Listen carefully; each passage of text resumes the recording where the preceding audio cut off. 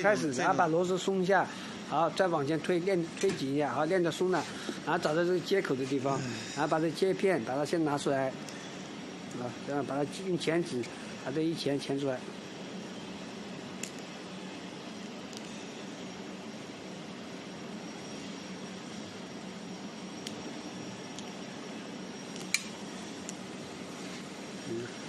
好，把它拿出来。你这个好，再把接片接上的时候也是这样的道理，来把这个卡上去，再把接片卡上，再把插片插进去，插进去。啊，对着这个里面有个插销口的片，你插进去，然后再用钳子再把它扎紧就行了。好，就这样，好，到位。